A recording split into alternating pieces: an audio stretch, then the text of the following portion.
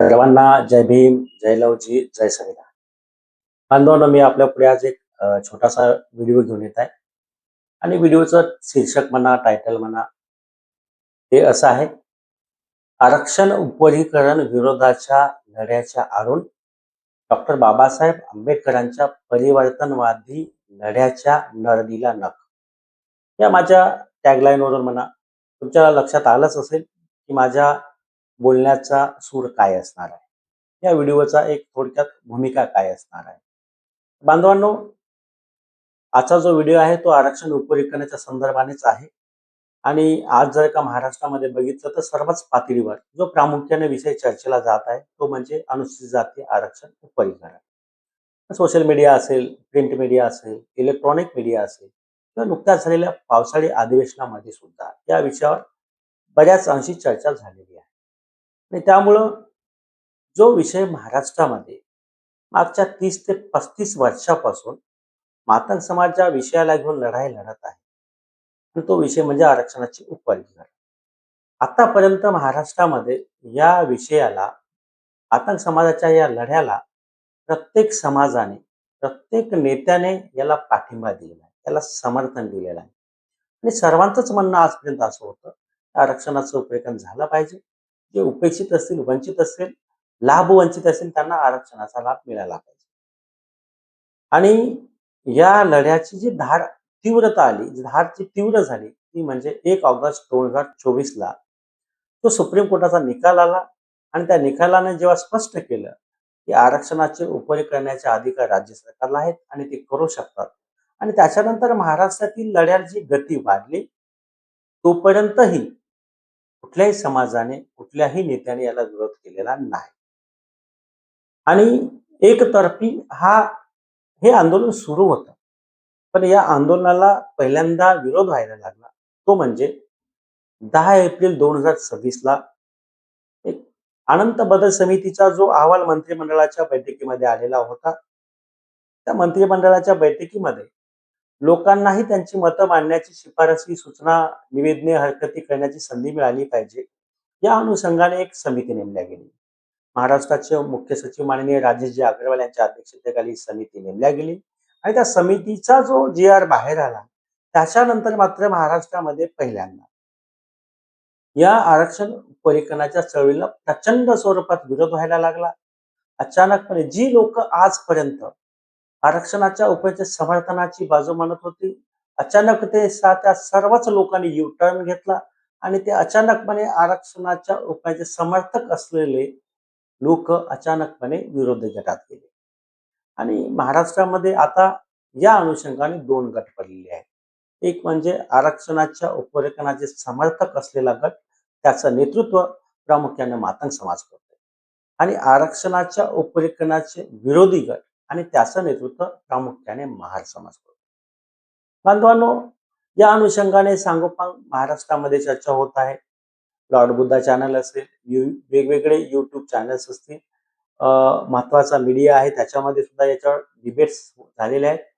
आणि याच्यामध्ये समर्थन करणारी बाजू मातंग समाजाच्या नेत्यांनी संविधानिक पद्धतीनं सुप्रीम कोर्टाच्या न्यायाला धरून इम्पेरिकल डाटाच्या आधारे बोललेले आहे. त्याचवेळी उपवर्गीकरणाला विरोध करणाऱ्या गटाने सुद्धा त्याच्याकडूनही काही चांगल्या वक्त्यांनी त्यांची पण बाजू चांगल्या पद्धतीने मांडण्याचा प्रयत्न केला आहे. आणि ते सुद्धा संविधानिक भाषेमध्ये सुप्रीम कोर्टाच्या निकाला धरून आणि इम्पेरिकल डाटाच्या आधारे बोललेले आहेत. त्याच्यामुळं या लढ्याला आतापर्यंत कुठेही गालबोट लागलेलं नव्हतं. पण मागील महिन्यामध्ये मात्र मातंग समाजाच्या बाजूने काही लोकांनी एंट्री केली, ती फार कमी आहे.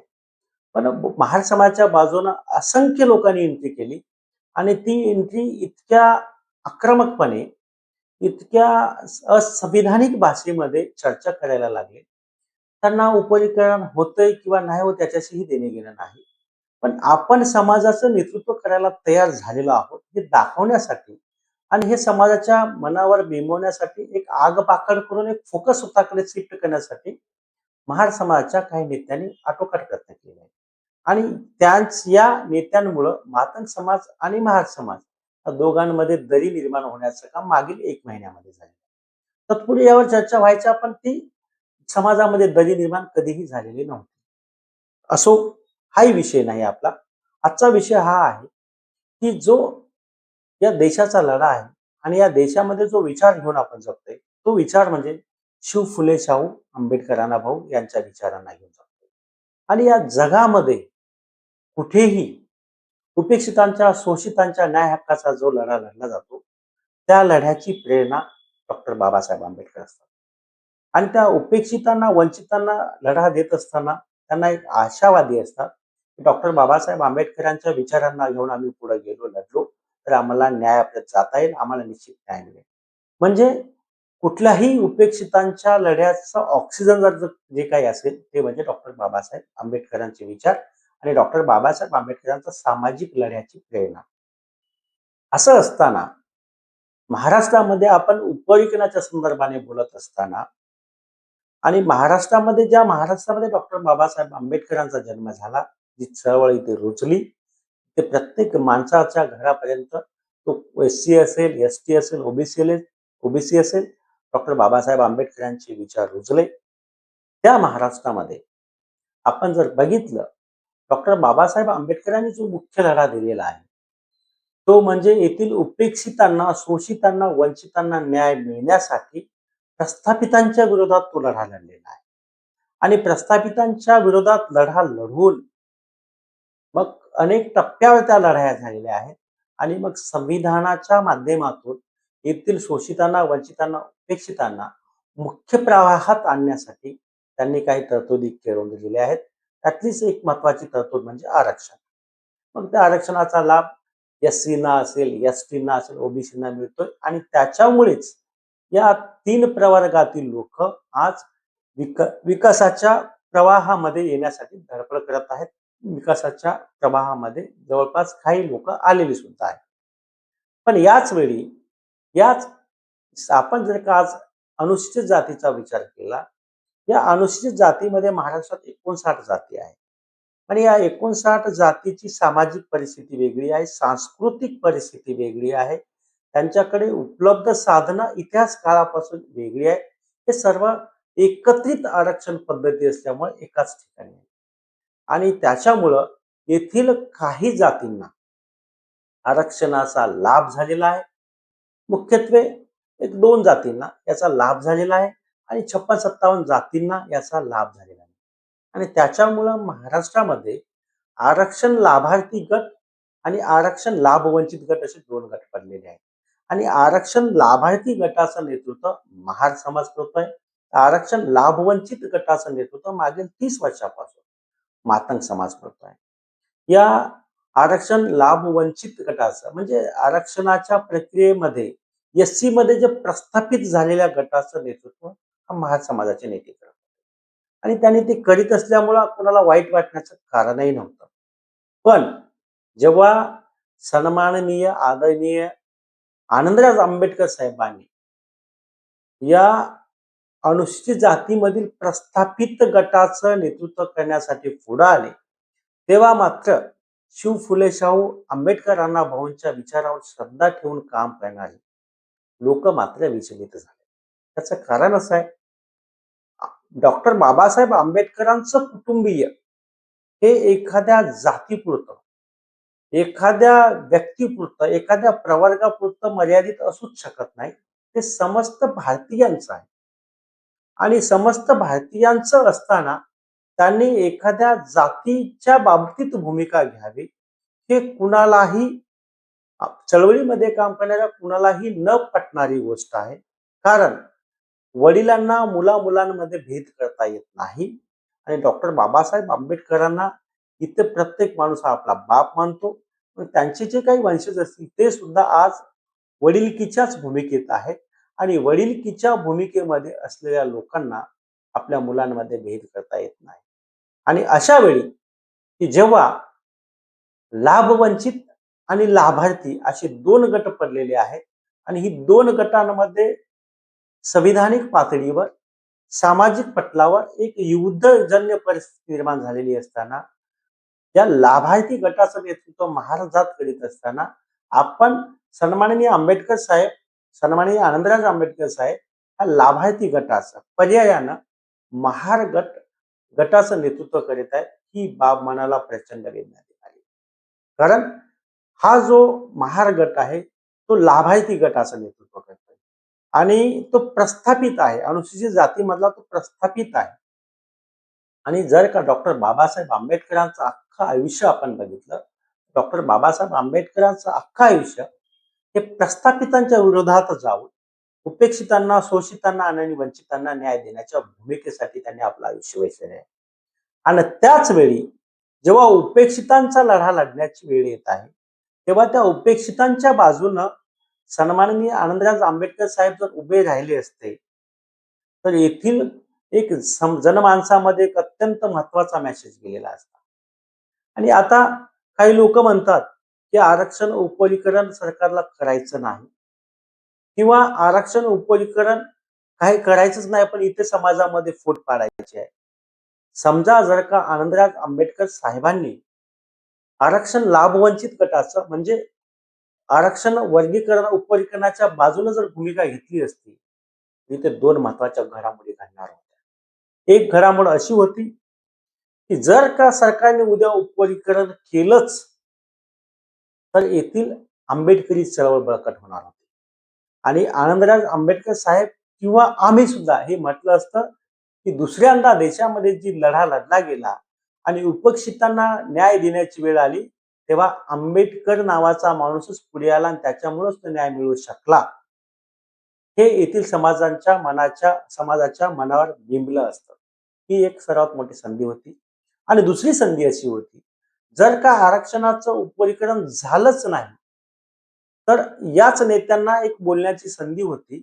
आम्ही पूर्वीपासून म्हणत होतो, मी स्वतः ह्या लढ्याचं नेतृत्व केलं, आरक्षणाचं उपरीकरण झालं पाहिजे म्हणून लढलो, तरी येथील सरकारने हे केलेलं नाही.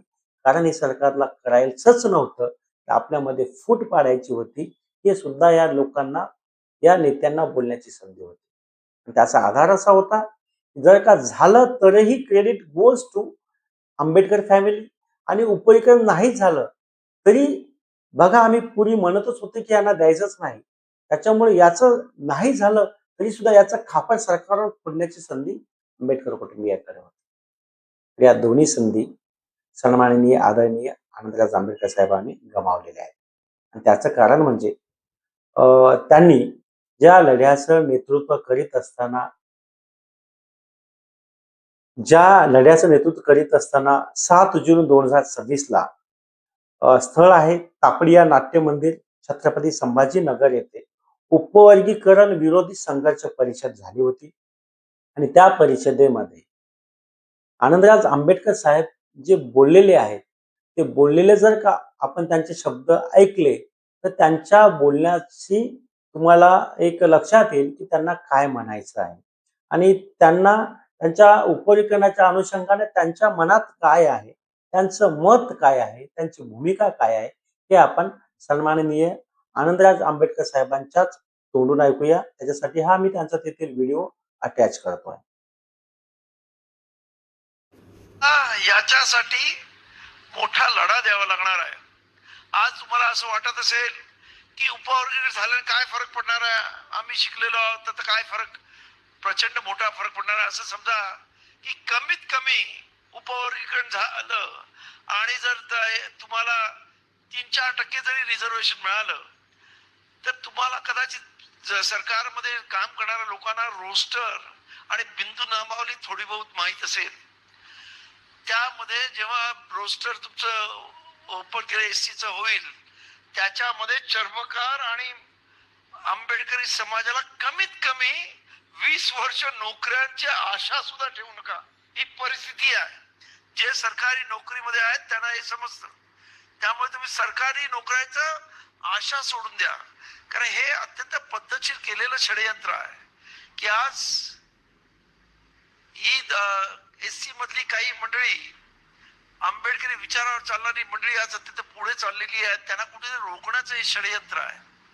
तर मित्रांनो, आता आपण सन्माननीय आनंदराज आंबेडकर साहेबांचं म्हणणं ऐकलं. आनंदराज आंबेडकर साहेब काय म्हणतात, जर आरक्षणाचं उपरीकरण झालं तर सांभाराने आंबेडकरी समाजाच्या लोकांना पुढील 20 वर्षापर्यंत नोकऱ्या मिळणार नाहीत. आणि त्याच्यामुळं आरक्षणाचं उपरीकरण झालं नाही पाहिजे. मला साहेबांना प्रश्न विचारायचा आहे. मला साहेबांना एक वेदना मांडायची आहे, की साहेब, आपण ज्या रोस्टर प्रणालीचा विचार इथे मांडलात आणि त्या रोस्टर प्रणालीमध्ये ज्या लोकांना आतापर्यंत जागा मिळालेल्या आहेत, त्या लोकांना नोकर भरतीमध्ये जागा निर्माण झाल्या. तर ज्यांना आतापर्यंत मिळालेल्या नाहीत, त्यांना प्राधान्यानं संधी मिळेल आणि ज्यांना संधी मिळालेल्या आहे त्यांनाही संधी मिळेल, पण कमी प्रमाणात मिळेल.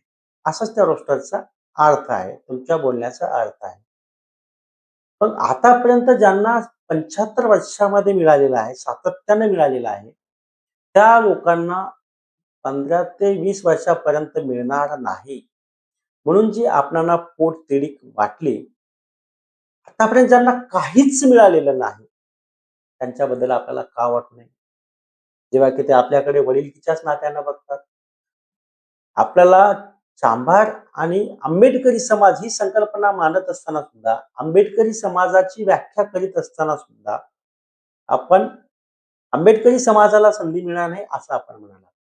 मग मातंग समाज हा स्वतःला आंबेडकरी समाज समजतो.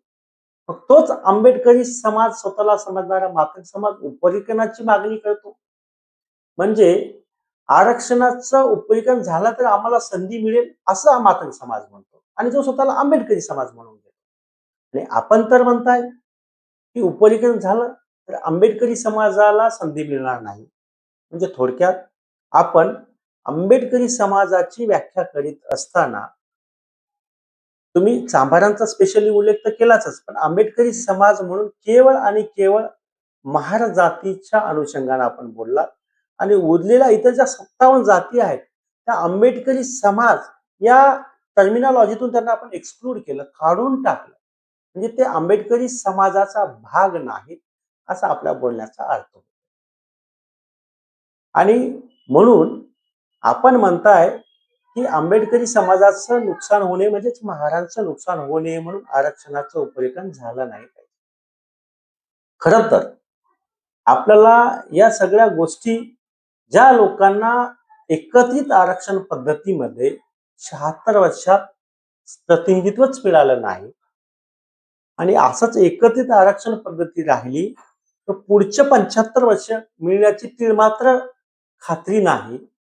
त्या लोकांबद्दल आपल्याला हा प्रश्न पडायला पाहिजे, की माझी डॉक्टर बाबासाहेब आंबेडकरांचं स्वप्न पूर्ण होण्यासाठी हे सर्व प्रवर्गातील लोक समपातळीवर येण्यासाठी प्रत्येकाला प्रतिनिधित्व मिळणं गरजेचं आहे आणि ते जर का या प्रक्रियेतून निर्माण होणार असेल, ती संधी उपलब्ध होणार असेल, तर आरक्षणाचं उपरीकरण गरजेचं आहे.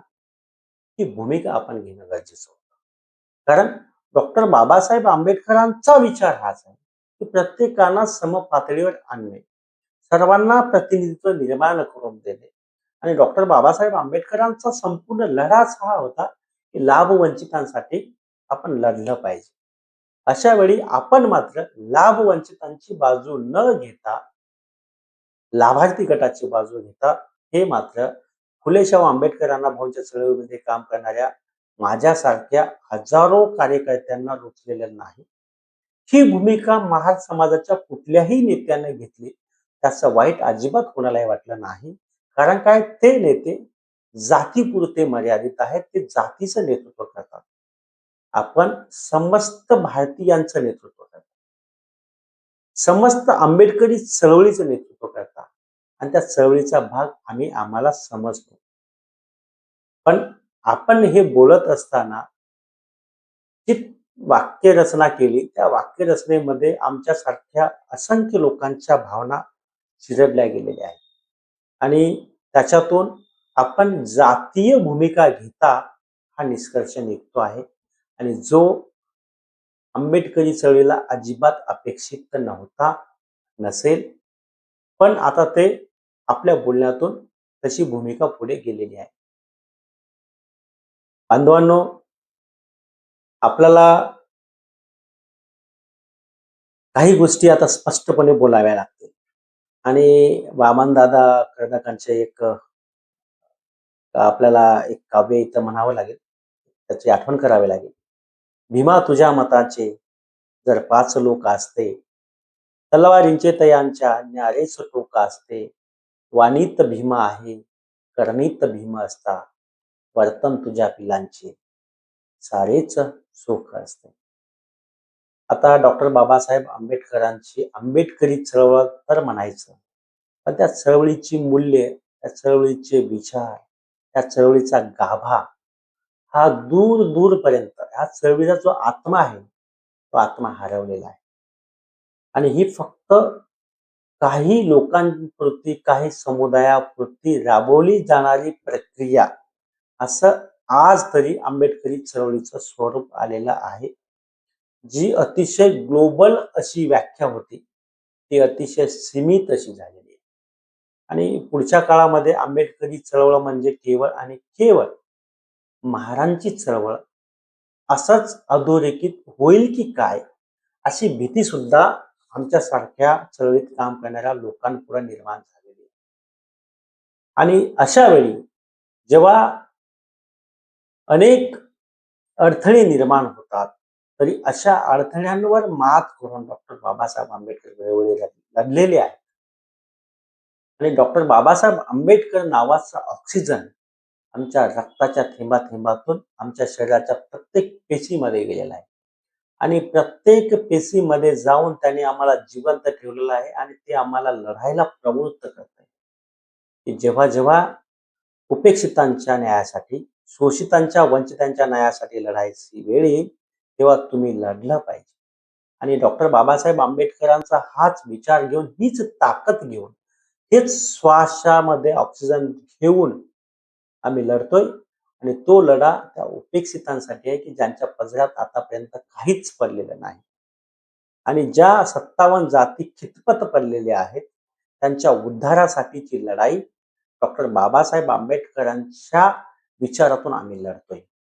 आणि वामनदादा खडक पुढे म्हणतात, संघटना हजार झाल्या, नेते हजार झाले, कोणा म्हणावे आपुले, चेहरे हजार झाले. भीमा तुझ्या मताची, तू पाहिलेली स्वप्न पूर्ण झालीत का रे? भीमा तुझ्या मताची, माणसं मेलीत का रे?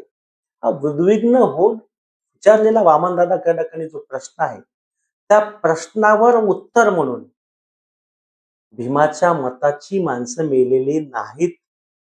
ती आमच्यासारखी कार्यकर्ते, महाराष्ट्राच्या भूमीमध्ये मातंग समाजाची कार्यकर्ते भीमाच्या विचाराने, भीमाच्या मताने तयार झालेले आहेत. आणि म्हणून वामनदादा खडकांच्या या उद्विग्न प्रश्नाला उत्तर म्हणजे आज मातंग समाज आहे. आणि तो भीमाच्या मताने तयार झालेली माणसं स्वतःपुरता लढा लढत नाहीत, तर समस्त समूहाच्या प्रगतीचा, समूहाच्या विकासाचा लढा लढण्याची प्रेरणा घेतात आणि समूहासाठी लढतात. आणि हे काम आज महाराष्ट्राच्या भूमीमध्ये मातंग समाज करतो. आणि त्याच्यामुळं खऱ्या अर्थानं डॉक्टर बाबासाहेब आंबेडकरांचे विचार घेऊन कोणी महाराष्ट्रामध्ये नैतिक दृष्ट्या नीतिमूल्य घेऊन, बाबासाहेबांच्या विचारांना मूल्य मानून, बाबासाहेबांच्या विचारांचा लढा घेऊन कोणी लढतंय, सर्वसामान्यांसाठी, इतरांसाठी, स्वतःपेक्षा इतरांसाठी लढतंय, ते कोणी असेल तर मातंग समाजाचे कार्यकर्ते आहेत. काही चुकीचे असतील तर ते महारांमध्ये पण आहे. त्या सगळ्यांना आम्ही आता एक्सक्लूड केले, त्यांना आम्ही बिंदूतून डिलीट केले. पण आम्ही मात्र जो लढा लढतोय तो केवळ आणि केवळ डॉक्टर बाबासाहेब आंबेडकरांच्या एनर्जीवर लढतोय. आणि हा लढा घेऊन आम्ही पूर्णत्वास जाणार आहोत. येणाऱ्या काही दिवसामध्येच महाराष्ट्रामध्ये आरक्षणाचं उपरिकरण निश्चित होईल. आणि त्या दिवशी डॉक्टर बाबासाहेब आंबेडकरांचा लढा लढण्याचं सद्भाग्य हे आम्हाला लाभलंय, याचा अतुच्छ आनंद आम्हाला झालेला असेल. आणि जी माणसं आज आरक्षण उपरिकरणाच्या लढाईला बेंबीच्या देठापासून विरोध करीत आहेत, ते खऱ्या अर्थानं डॉक्टर बाबासाहेब आंबेडकरांच्या परिवर्तनवादी लढ्याच्या नळदीला नख लावत आहेत, असं माझं वैयक्तिक मत. आणि या अनुषंगानं मला इतकंच म्हणायचं आहे की डॉक्टर बाबासाहेब आंबेडकरांना अपेक्षित असलेला समाज, डॉक्टर बाबासाहेब आंबेडकरांना अपेक्षित असलेला विकास समपातळीवर येण्यासाठी महाराष्ट्रापुरतं, एससी प्रवर्गापुरतं जर का आपण म्हणणार असेल तर आरक्षणाच्या उपरिकरणाशिवाय तर उपाय नाही. आणि त्याच्यामुळं डॉक्टर बाबासाहेब आंबेडकरांना खऱ्या अर्थानं अभिप्रेत असलेला समाज घडवायचा असेल तर आरक्षणाच्या उपरेखनाच्या लढाईचं नेतृत्व आंबेडकरी कुटुंबियांनी करणं अपेक्षित होतं. केलं नाही तरी हरकत नाही. त्यांनी अलिप्त राहणं अपेक्षित होतं. पण आता तरी माझी या व्हिडिओच्या माध्यमातून विनंती आहे, जे झालंय ते झालंय.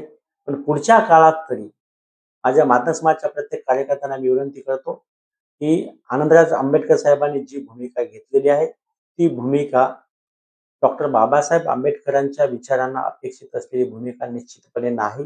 तरी सुद्धा सन्माननीय सन्माननीय आदरणीय आनंदराज आंबेडकर साहेबांबद्दल कोणीही कुठल्याही स्तरावरून एकही टीका टिप्पणी करू नये. कारण आरक्षणाच्या पर्यंतच्या लढाईमध्ये बाबासाहेबांचे आशीर्वाद हे आपल्या बाजूने आहेत. कारण आपण संविधानिक पद्धतीने ते लढतोय, वैचारिक पद्धतीने ते लढतोय. त्याच्यामुळे आपला लढा पूर्णत्वास जाणार आहे. आरक्षणाचं उपरीकरण होणार आहे. त्यावेळी आपण ही गोष्ट वास्तव आहे की उपरीकरणाच्या नंतर 4-5 महिने एकमेकांचा विरोध होईल, एकमेकांना दूषणं दिली जातील.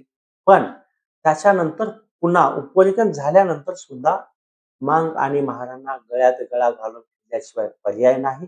इथं तुमचं एकमेकांशिवाय दुसरं कोणीही नाही. आज एकमेकांबद्दल प्रचंड द्वेषाने जरी बोलत असतील, तरी उपरीनंतर 6 महिन्यानंतर, 1 वर्षानंतर आपणच एकमेकांचे भाऊ असणार आहोत. याची जाणीव आपण ठेवावी.